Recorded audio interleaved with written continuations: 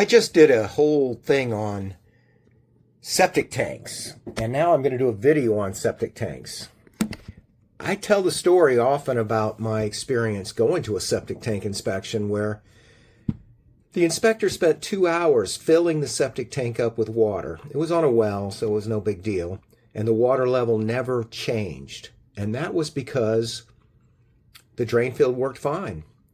When he opened the tank, it was interesting because no one had lived in the house for a couple of years, and the water was just beautiful. It was not like any septic tank you could imagine. It was like a pond. The guy said, "You can drink that water." I'm like, "No." He goes, "Yeah, every bacteria in there died long ago. That water is clear and then it's clean." And then, of course, we put two hours of hose into it. Anyway, they drained that septic tank, and it was beautiful. The inside was crystal clean. It was fantastic. And two guys had flashlights, and they spent like 10 minutes searching every inch of that septic tank. And then one of them goes, "There! See that little line? That's a crack. It fails." Wait a minute. It's a fail. Well, septic tank inspectors work for septic tank companies that put in septic tanks. And a fail means that they get to install a septic tank. Well, I don't want to go into what happened with that one, but let me tell you about another story. A seller of mine in a 50-year-old mobile home. We're selling it as is. And he was great because we had a buyer. We made a negotiation with them that if they found anything in the inspection, that we wouldn't pay for it, that we would pass the expense on to them, but we weren't going to make any repairs. So they got the appointment to do the inspection, and then they called back and said they want to do a septic tank inspection. Now, this neighborhood is known for having a lot of sellers getting, at the very end, having to fix or repair or replace septic tanks. It's a 50-year-old property with a 50-year-old septic tank.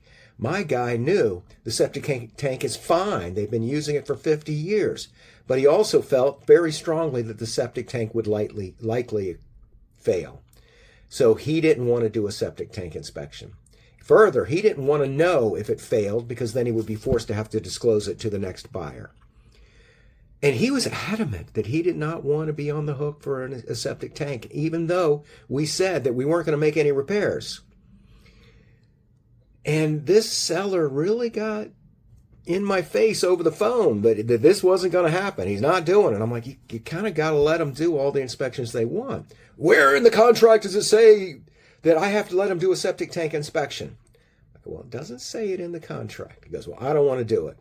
And I went back to the realtor, the buyer's agent, and I said, I'm in a unique situation here. I've never had this before, but my seller doesn't want a septic tank inspection.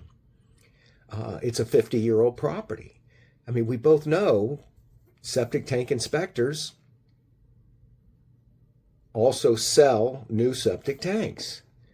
And I realized this guy was right. It was going to fail because of the age.